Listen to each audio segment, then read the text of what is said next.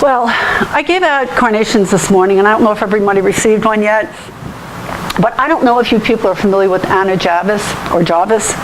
She was the first person to suggest that mothers should be honored on an annual basis for being mothers. And at her mother's funeral, at her mother's memorial service, as a matter of fact, Anna gave, this is on May 10th, 1908, Anna gave a carnation, which was her mother's favorite flower, to every person that attended the memorial service in honor of her mother. But she was so strong about how she felt that it was a very interesting thing, because back down in May 9th, 1914, it became an act of Congress, Mother's Day. President Woodrow Wilson proclaimed the second Sunday in May as Mother's Day. He established it as a time for, as he put it in quotations, public expression of our love and reverence for mothers of our country.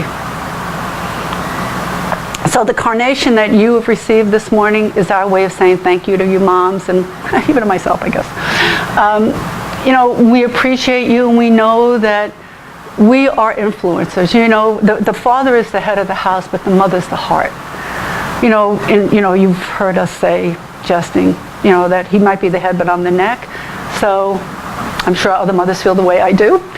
But without his leadership and without my heart, how could we raise children that can know the Lord in his fullness? Because God is leader and he's heart. So the two of us together give a fuller picture of who God is. So happy Mother's Day to all of you.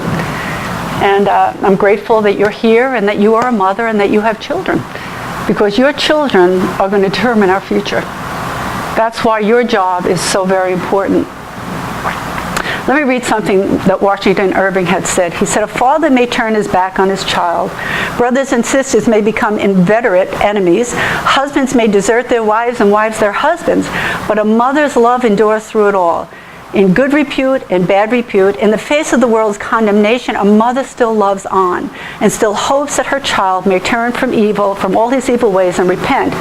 She still remembers the infant smiles that once filled her bosom with rapture." You remember those moments? Do you remember? I do. The merry laugh, the joyful shout of his childhood, the open promise of his youth, and she could never be brought to think him unworthy at all. There is something about a mother and her children. We see beyond what we can see, because there's something about carrying that child and bringing that kid into the world, and no matter what he or she has done, we still see that hope in that person. And it's that hope that drives us to our knees. Would you not agree? It drives us to our knees, because we know when a child has gone off and has been distracted or caught up in things that are unhealthy, God promises us that if we come before him, he will do something about that. So he's given us a heart, a passion for our kids that men don't really have. And not that you don't love your kids, please don't misunderstand us, but there's something about a mother's heart. So all of you who have a mother and your mother's not present today, please go home and thank her. Let her know how grateful you are, even for all the things you might have done wrong, that she never gave up. Because it's her love that will see you through. Amen? Amen. Okay. Well, so why did God make mothers?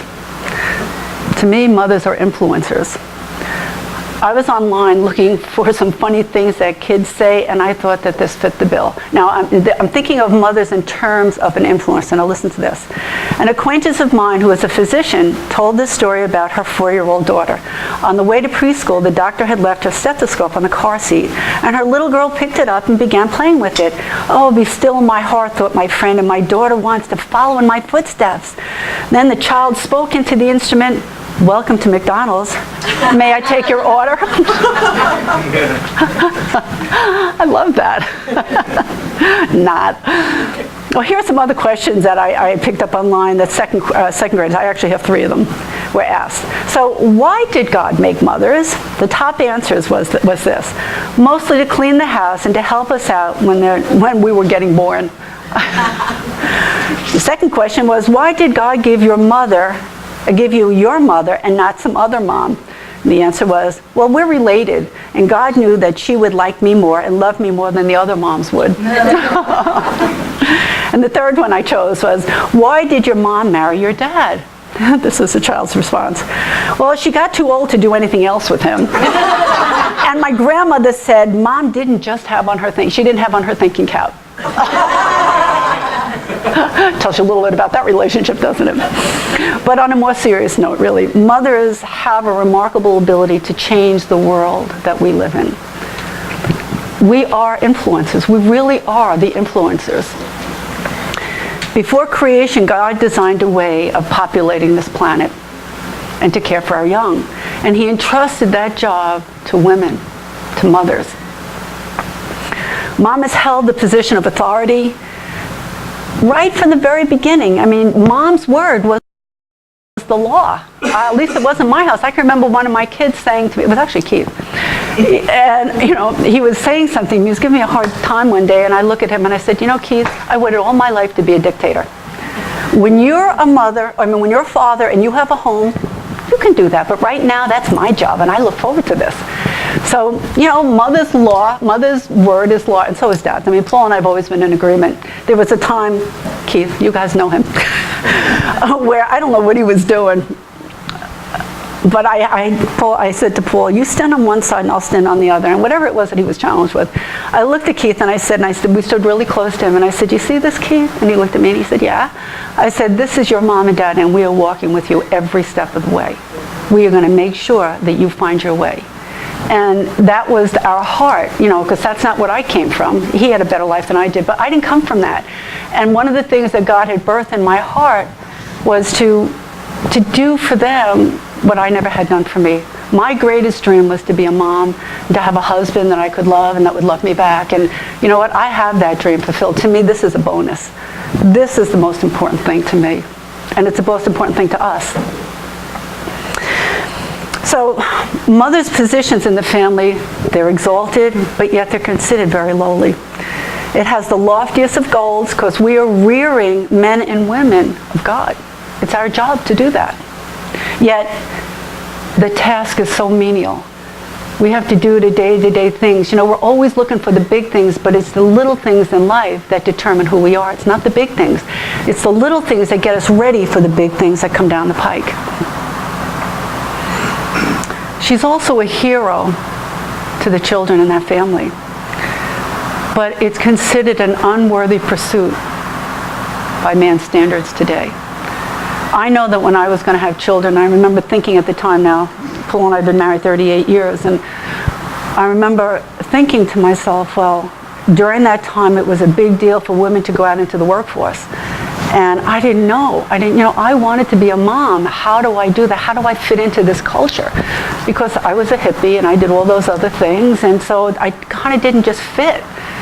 So I remember having to make a decision. What was it that I wanted most in life? And I knew other people wouldn't accept it, but it got to the point where I didn't care. This is what I am, this is who I am, and this is what I desire. Therefore, this is what I need to be today. Who knew what the future would bring, but that was what God had called me to at that point. And so that is where I focused my energies. And that's also where we focused our energies. We worked, we did all those things, but we were very involved in our kids' lives. So although the world might not consider a mother's position worth anything, without us ladies, families, because fathers are leaving the families, if we don't stand, what happens to those kids? We need our dads, we need our men back. But as things are going on, we still have to stand strong no matter what we're up against. And I know many of us have had to, well, thank God I didn't have to, but I know many of you have. And I applaud you. I applaud you because I think it takes courage, it takes tenacity, and it literally takes a decision every single day when you get up. I choose this. I choose to better my family, to take care of my kids, no matter how I feel. And sometimes for some women, it's literally the only thing that keeps them going. So thank you, kids. Proverbs 1:8 on the New Living Translation says, "My child, listen when your father corrects you. Don't neglect your mother's instruction." Oh my gosh, what is this? Where do I do this? Here. So I want to look, we're going to look at 4 women this morning. I want to take a look first at Eve. Now, her name actually means life giver. We know that she had 3 sons, Cain, Abel, and Seth, and that's in Genesis 3:20. She is the first to actually experience childbirth. Not only was she the first to give birth, and not only was she the first mother, but she was the first to lose a child. We know that Cain murdered his brother Abel. Now, not only did she lose Abel because of his death, but she lost Cain because Cain was sent out into the wilderness, if you remember. So now she has no more connection with her son. What's very interesting about that is, I've had to think, you and I know that when I was going to have kids, I went to the hospital, I went to the doctor, they prepared me. I took prenatal classes, we did parenting, we did all that kind of stuff. But who taught her? I was told about, this is not going to be a really comfortable experience when you give birth to your kid. And I remember going in for the second one, which was Keith. And I remember on the way to the hospital, and it was, oh my gosh, those contractions. And I remember saying, Paul, I don't want to do this. I want to go home. And he got to laugh. You don't have a choice. It really wasn't that funny. But we had people to stand alongside of us. Who did Eve have? She didn't have a mother.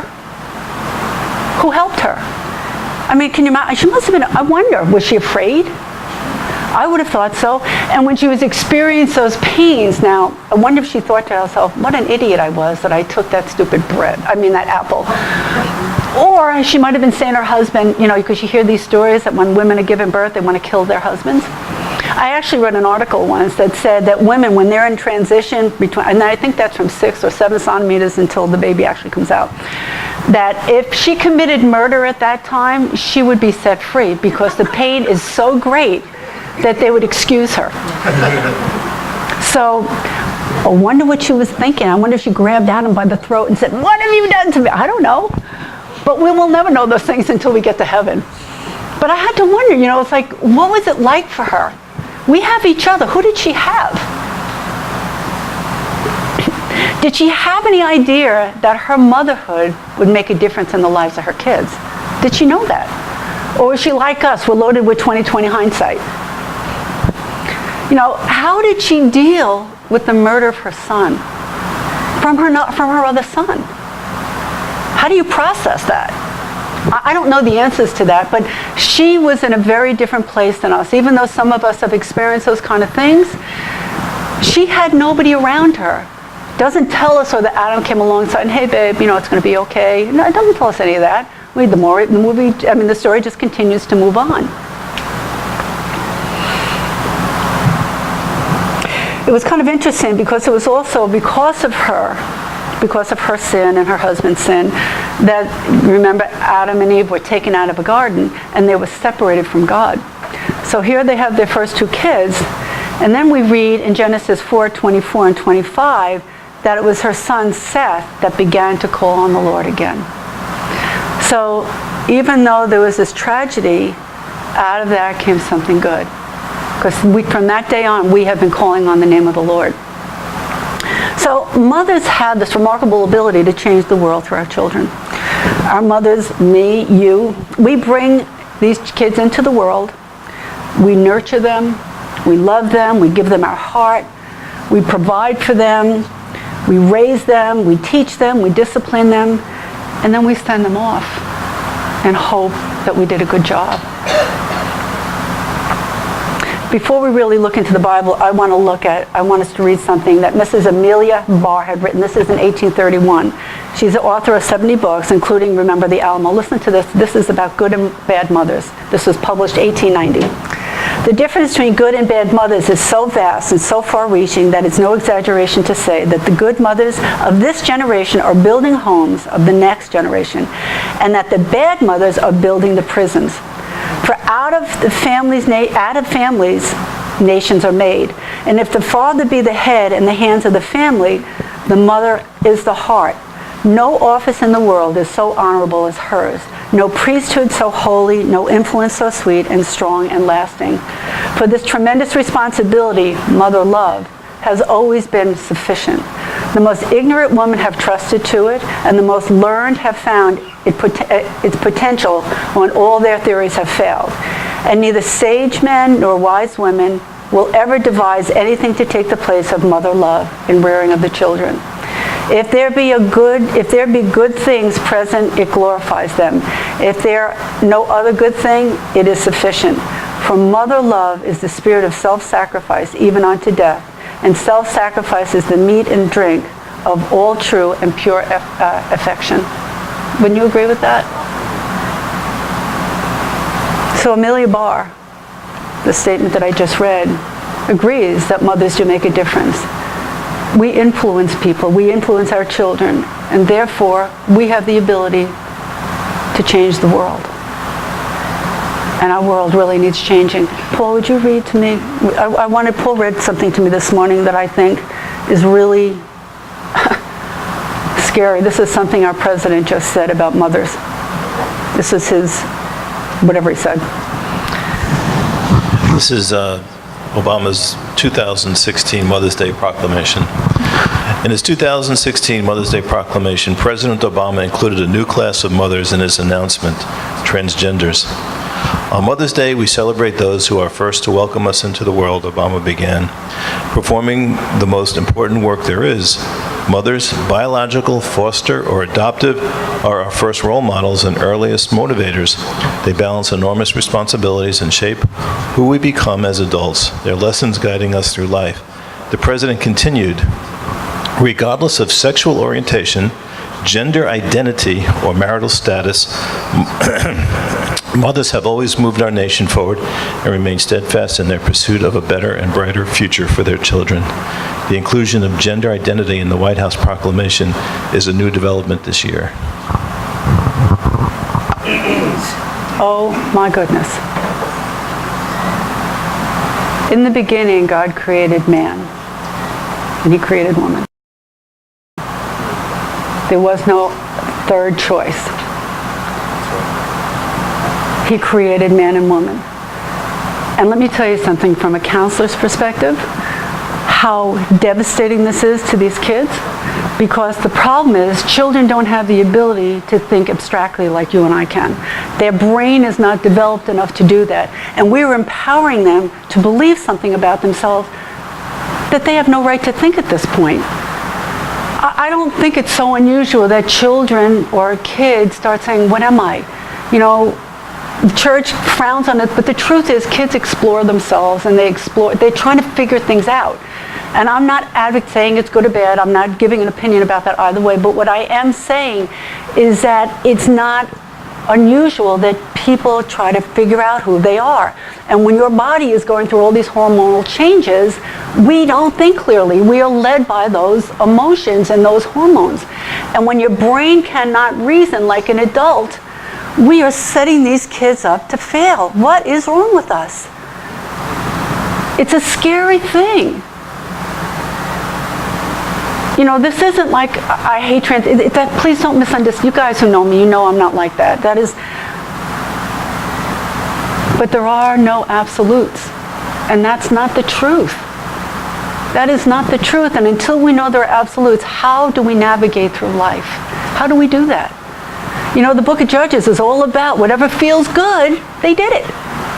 The problem was, if you read the book of Judges, it was a problem. And I will get into that probably. I'll probably start that in 2 weeks. But my point is this. For our president to declare that about motherhood, we need to be praying, folks. What more can I say? That's a big thing to bite off and chew, isn't it? Anyway. So we're going to look at a couple of mothers that made a difference. Jochebed, who is a protective mother, she's the mother of Moses. Hannah, who is a supportive mother, and she is the mother of Samuel. Eunice, we see her as the instructive mother. She was the mother of Timothy. And then I'm going to contrast with one other person, one other mother in the scriptures, who, through her evil, self-indulgent person that she was, caused the death of one man. We have the power to influence the direction of our children. So here's the protective mother. This is Jochebed, the mother of Moses. Now, this is a time where, this is after Joseph died. I don't know how many of you are familiar with these stories. The Jews were multiplying greatly. And the Pharaoh at this time was really concerned that there were so many Jews that they were basically there was going to be a revolution and they were going to take over. So if you remember, this is back in the book of Exodus. He declared that all boys were to be killed. So Moses' mother took this really great risk to protect her son. Now, unfortunately, due to what was going on at that time, these people were made slaves at this point, and she was one of those slaves.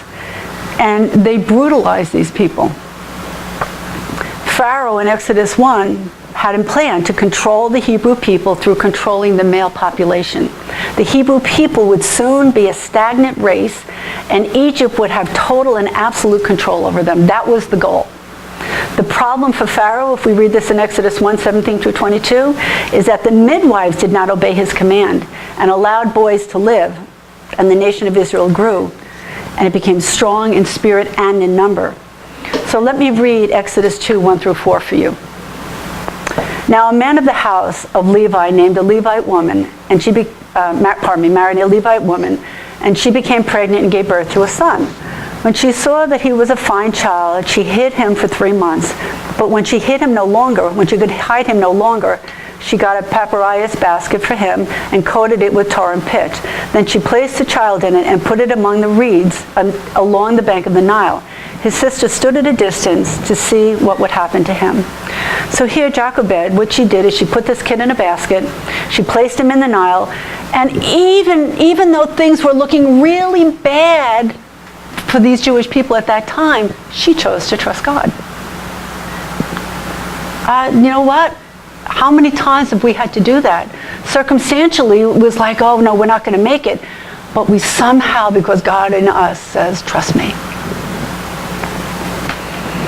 So she places him in the Nile and she trusted God. His sister Miriam watched him from a distance and saw his rescue. Pharaoh's daughter picked him up. Moses' own mother became his nanny, which you would see in chapter 2. And Moses was brought up in the Pharaoh's house. Now, isn't God something? Because Jochebed protected Moses, she saved the Jews. Oh, what about you and I? Now, can we protect our kids? Do we have the same kind of influence that this woman had? I think so. We can physically, morally, and emotionally and spiritually protect our children. We can guide them. We can direct them. So physically, we can protect them from danger. So we teach them not to run out into the street. And as they grow, we begin to teach them other things, how to protect themselves, not to put themselves in situations where they could get hurt. We give them wisdom. We help them try to find their way. Proverbs 22:3 and 27:12 says this: a prudent man sees danger and takes refuge, but the simple keep going and suffer for it. That's our job, is to teach our children, when you see danger, run the other way.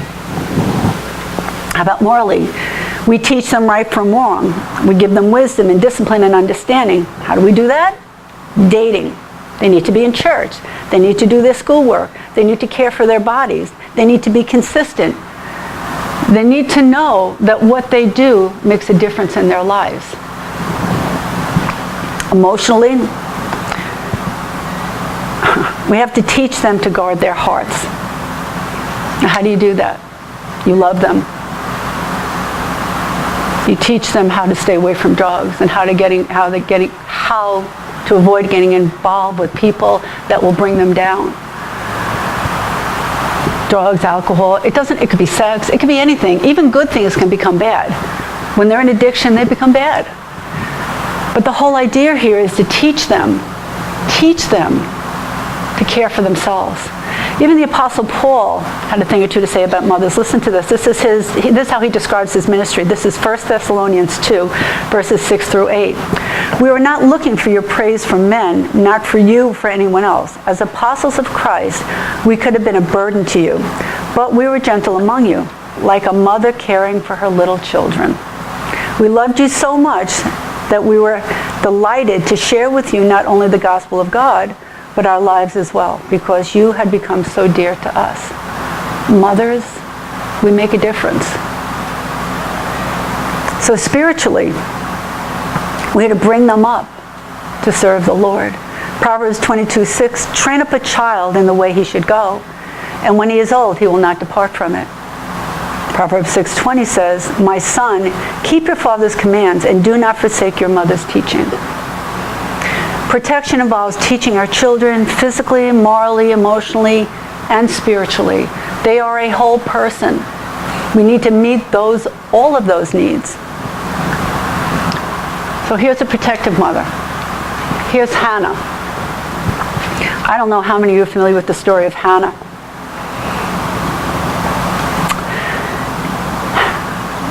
Hannah was the mother of Samuel. If you know anything about Hannah, she was desperate for a child. Hannah was married to Elkanah, who loved her very, very much, the word tells us. The problem, she was barren. Barrenness in those days was considered a tragedy.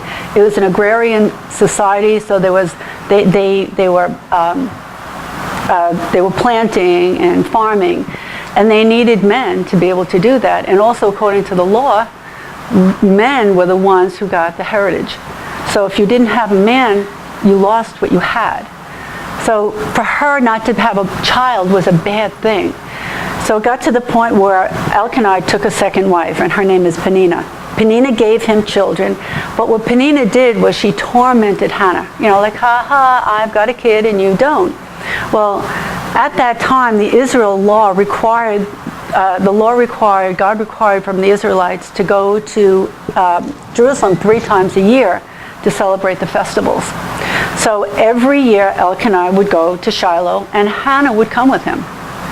Hannah, this one particular time, Hannah went and she cried out to God, and she cried out with such passion, and I mean, she was a mess, that Eli, who was the prophet at that time, thought she was drunk. And when she finally set the record straight and he blessed her and he told her that she would have a child. Well, it's very interesting. You see that in verse 20 in 1 Samuel.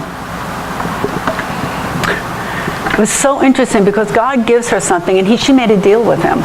If you give me this kid, I'll give him back to you. So let me read 1 Samuel 1:9 through 11. Once when they had finished eating and drinking in Shiloh, Hannah stood up. Now Eli the priest was sitting on a chair by the doorpost of the Lord's temple.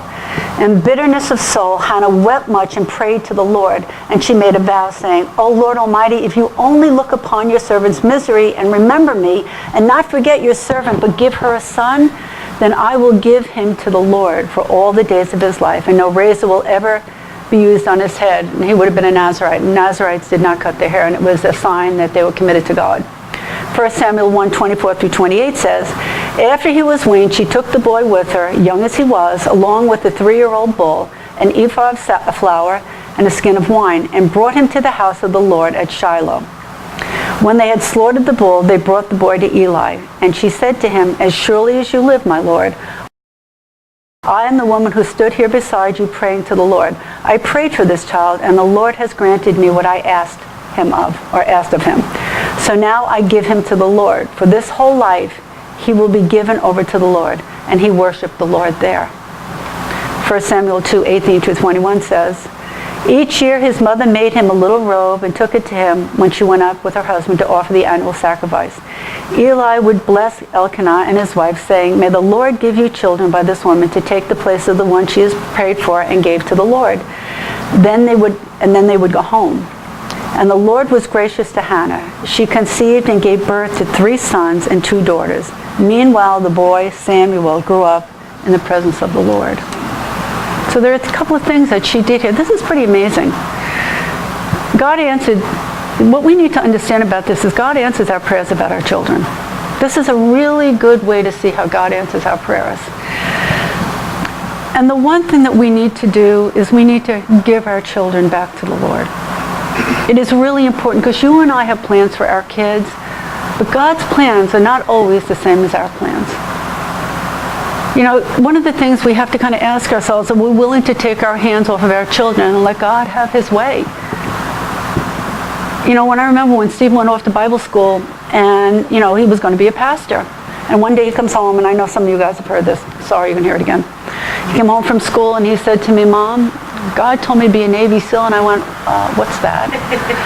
and it was really scary.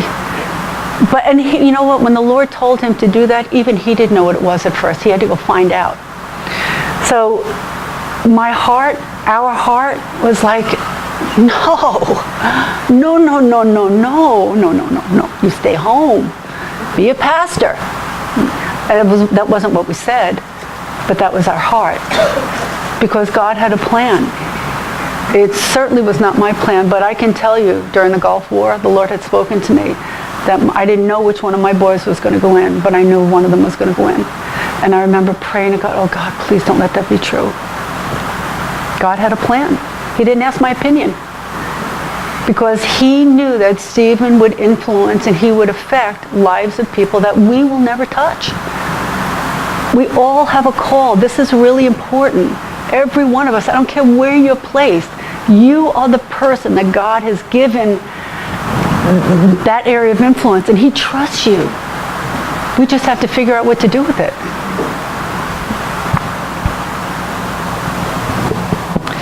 So what do we need to do? We need to support our kids like we support Stephen. You know, there are difficult times many of us go through in our families, and we still have to support each other.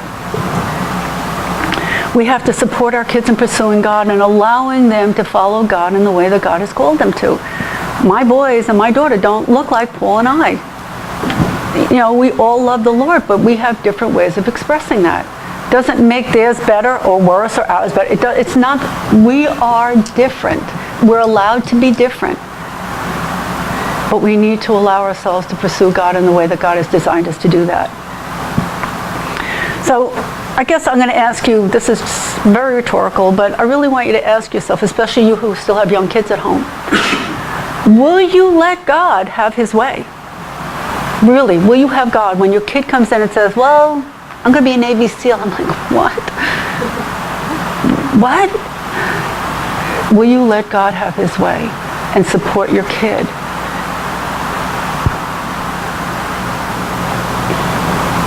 We are to encourage our kids to be independent of us and totally dependent on God. Let me read this quote from Eric Fromm. The mother-child relationship is paradoxical and, in a sense, tragic. It requires the most intense love of a mother's side, yet this very love must help a child grow away from the mother and become fully independent. All of us that have older kids, you know that feeling? Okay. Here's Eunice. Eunice she's the instructive mother. She is the mother of Timothy. Now we know that Timothy was a close friend of the Apostle Paul and was one of his chief associates on his missionary journeys. Paul relied on Timothy quite a bit. Timothy first joins Paul in Acts 16. And this is after Paul had visited Lystra, and we see him becoming a faithful friend to him, even while he was in prison. So Timothy, along with his mother and grandmother, were Jewish believers who heard about Christ and accepted him. The faith that was in Timothy was first, according to the word, which I'm going to read to you, was in his grandmother and then in his mother. They were an example of faith to him. They taught him the scriptures. 2 Timothy 1 through 5 says, Paul, an apostle of Christ Jesus by the will of God, according to the promise of life that is in Christ Jesus. To Timothy, my dear son, grace, mercy, and peace from God the Father and Christ Jesus our Lord. I thank God, whom I serve as my forefathers did. With a clear conscience, as night and day, I constantly remember you in my prayers. Recalling your tears, I long to see you, so that I may be filled with joy. I have been reminded of your sincere faith, which first lived in your grandmother Lois, and then in your mother Eunice, and I am persuaded now lives in you.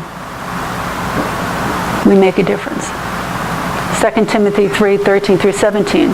But as for you, continue in what you have learned and have become convinced of, He's still speaking to Timothy. Because you know those from whom you have learned it, and how from infancy you have known the Holy Scriptures, which are able to make you wise for salvation through faith in Christ Jesus. We make a difference. We make a difference. You know, what we do says a lot more than what we say, by the way. So Timothy learned through his grandmother and mother the ways of God. As I just said, they saw it. Not only did they teach him, but they saw it. They lived it. So for us, we need to be diligent in teaching our children about God, get them to church, get in the Bible with them, teach them the Word, ask questions, participate in all the areas of their lives. You know, our kids went to a public school, and it was an opportunity for us because when they were coming home and talking about we're looking, they're teaching them one thing and we're teaching them another, and my mind just went blank. Yeah, evolution and creation. It was an opportunity for us to sit down. Matter of fact, we had all these little books, so Paul would sit down with them and teach them about creation. You know, when my son was in high school and they were going to do they're teaching them to meditate in the health class. And Stephen calls in and I'm like, absolutely not. I called school, my kid is not doing that. You do not give him the name of a God so that they can meditate on that, because that's what they do. They give you a name, and there are thousands upon thousands of names of Indian gods that they give you, and that's the word you keep saying over and over and over and over again. No. Bible tells us to take our thoughts captive. If we're going to meditate, we meditate on his word. Period. So, nope, he's out of that class. But it was an opportunity, that's my point. It was an opportunity for us. And we stayed as involved as we could. So Deuteronomy 6, 4 through 9 says this. This is really good. Hear, O Israel, the Lord our God, the Lord is one. Love the Lord with all of your heart and with all of your soul and with all of your strength. These commandments I give you today are to be upon your hearts. Impress them on your children. Talk about them when you sit at home and when you walk along the road, when you lie down and when you get up. Tie them as symbols on your hands and bind them on your foreheads. Write them on the door frames of your houses and on your gates. Talk with your kids about spiritual things. It's a natural part of them. That's the reason. That is the reason that you now see movies that are all about spiritual things. I mean, we have, what is that show now? What's that show of Satan? Lucifer. Really? I mean, Satan he's not even pretending anymore. It's so overt. But yet we still do it because it's entertaining. And we think it's innocent. It's not innocent. Okay. This is the bad mama. You know, are you familiar with Herodias? Okay. Now, among the female characters of God's little gallery, there are some pretty evil women. But she has got to be the worst. She stands out among them as the most vile and vicious. She was an adulteress. She's selfish, vindictive, and she used her daughter to get revenge. So what did she teach her daughter? Yes, exactly. Salome was 12 years old. She was a 12-year-old little girl when she was called to dance before Herod. 12 years old. And it was a very seductive dance. 12. And Herod said to her, I'll give you anything up to half the kingdom. What would you like? So what does she do? She goes to her. She said, well, let me go ask my mom. She says to her mother, what should I ask for? Ask for John the Baptist's head. And you know why? Because John would address Herod and say to him basically, what are you doing? You stole your brother's wife. You are doing wrong. And it wasn't so much a problem for Herod as it was for Herodias, because she didn't like it. So she was looking for an opportunity to take this man down. Could you imagine someone coming up to your kid, coming up and saying, Mom, what should I get? I danced, I did what you asked. I can have half the kingdom. What should I ask for? Ask for the head of a man?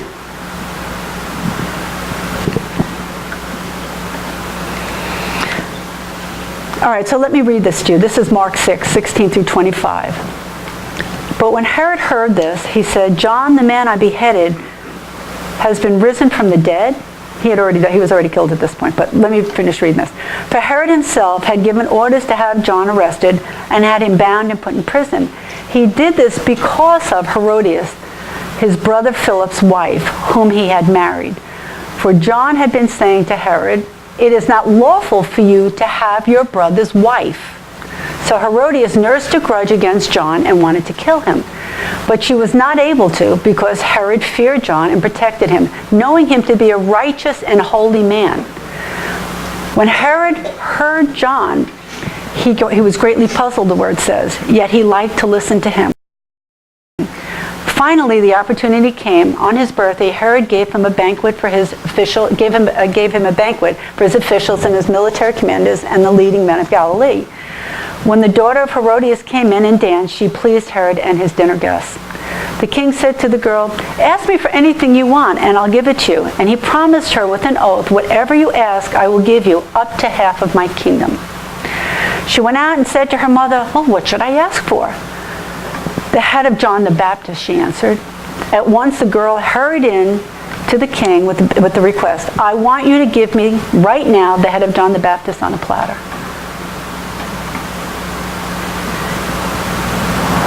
Wonder what happened to that kid. Wonder what she grew up to be like. Because we don't read anything else about her. I mean, this is a pretty strong contrast, wouldn't you agree? So we look at these women. Jochebed, Moses' mother, protects him, and he leads the people out of Egypt. He saves the nation. Hannah, Samuel becomes a prophet. And he's a very powerful man because of something the mother did. Eunice, by the time Jesus comes on the scene, I don't know if they were saved when Paul spoke. I don't know what time. It doesn't tell us when they were saved exactly. But they had the word. They got to see it in action. So they were prepared. Their mothers, the grandmother, prepared them to hear or to see the Lord. And then you have this woman who prepared her child for evil. She basically was telling her kid, "You want it, you go and take it." We have influence over our children. We can either lead them to the Lord or we can pull them away. It's so unfortunate for Salome. She was a product of her environment. She became, more than likely, what her mother had taught her, just like our children. And that's not always the case. Very good children come from very bad homes. Very bad kids come from very good homes. They make their own decisions, just like we did.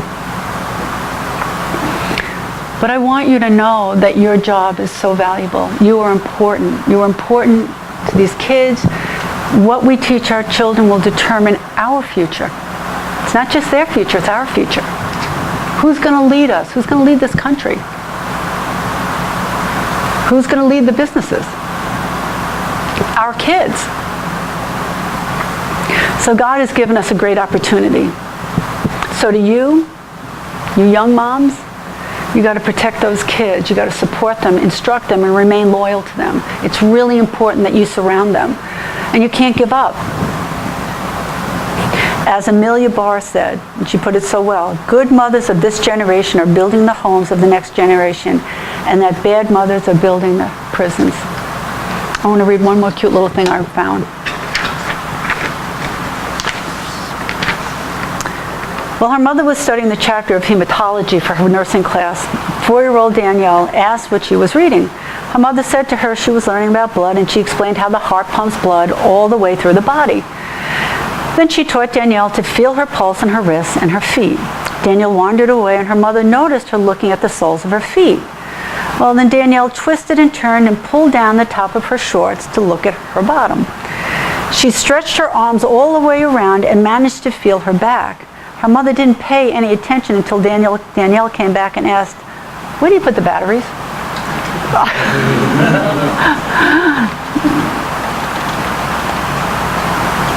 We're important. Dad Joe's important. You're important too, but I'll get to that in another time. But moms, you do make a difference. You know, I see you sitting next to your sons and how important that are, your girls, and how important that is. Because what we teach them more than likely will determine who they are. So if I can encourage you, be close to the Lord. Let God work in your heart. You see, because if you are not healed, you're not going to teach your kids good things. Not because you don't love them, not because you don't want to. It's because you react, or we act out of what we know. God's got greater plans for you, and He's got greater plans for your kids. Happy Mother's Day. Amen. Thank you.